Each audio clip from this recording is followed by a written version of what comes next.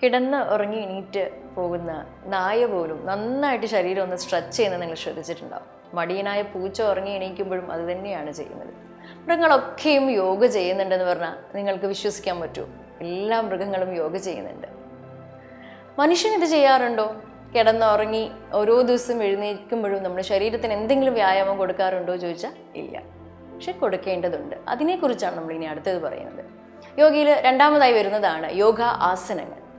യോഗ ആസനത്തിൽ നമ്മൾ ആദ്യമായി ചെയ്യാൻ പോകുന്നത് കാറ്റ് കൗ പോസ്ചർ. പശുവിനെ പോലെയും പൂച്ചയെ പോലെയുള്ള നമ്മുടെ നട്ടെല്ലിൻ്റെ ഒരു മൂവ്മെൻ്റാണ് കാറ്റ് കൗ പോസ്ചറിൽ പ്രധാനമായിട്ടും വരുന്നത്.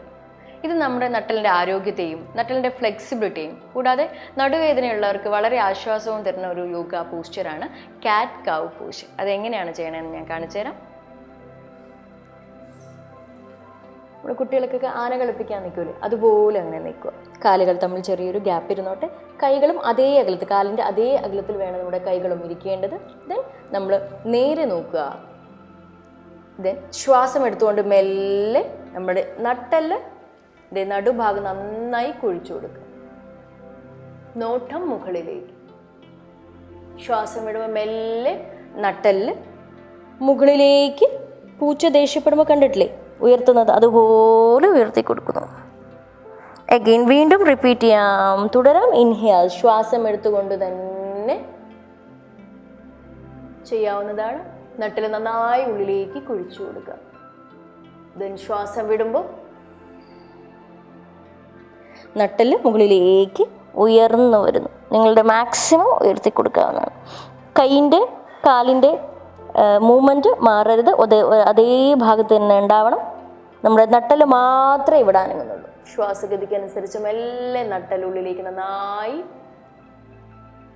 സ്ട്രെച്ച് ചെയ്യുന്നു.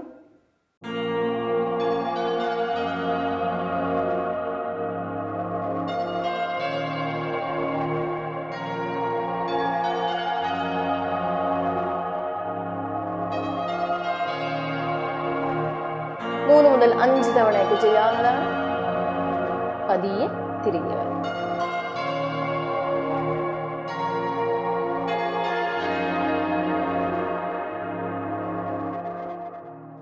ഞാൻ ഈ കാണിച്ചതാണ് കാറ്റ് കൗ പോസ്ചർ. തുടക്കക്കാർക്ക് വളരെ എളുപ്പത്തിൽ ചെയ്യാവുന്ന, നട്ടലിന് ഭയങ്കര ഫ്ലെക്സിബിലിറ്റിയും സുഗമമാക്കുന്ന ഒരു എളുപ്പത്തിലുള്ള ഒരു യോഗ പോസ്ചറാണ്.